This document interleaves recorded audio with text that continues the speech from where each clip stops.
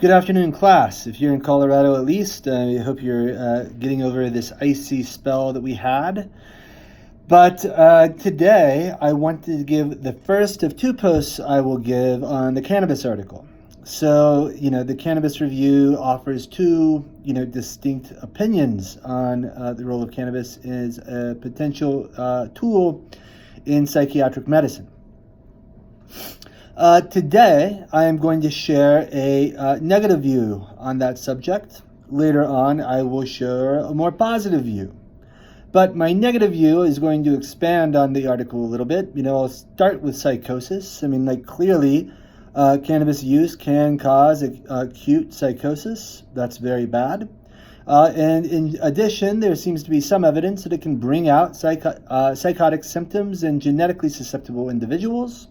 That was first documented in the Swedish Army study and later in the Dunedin study that, correlated the findings or the outcome with a specific genetic mutation that would alter your metabolism, your brain's metabolism of the neurotransmitter dopamine, which is the neurotransmitter also most linked to psychosis.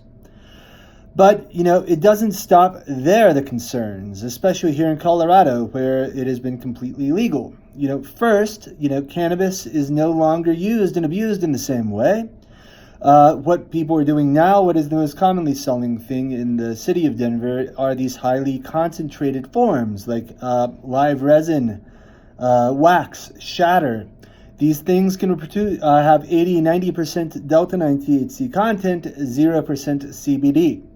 GW Pharmaceuticals, amongst others, that sell these products in Europe, sell them in a 50-50 ratio of CBD and THC.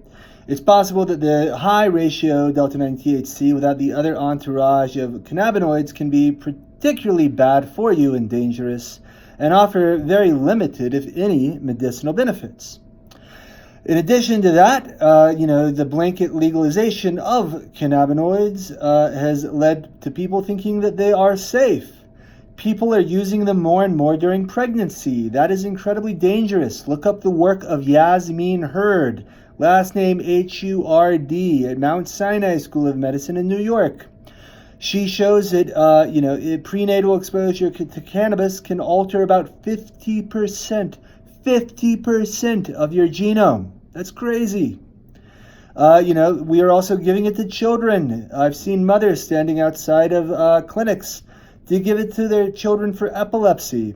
Now, CBD, Charlotte's Web, sure has been found useful for epilepsy, but we already have great anti-epileptic drugs. They, frankly, might be the most well-developed neurological drugs we have. We'll get to those at the end, but the idea of benzos and barbiturates, that's long, old school anti-epileptic stuff. We have great tools to treat seizures now. Maybe if none of those work, which I would be shocked by because they work quite well, I would recommend going the cannabis route. But parents are giving this to their children because they like to abuse it, or they think it's safer than these other ones because it's natural.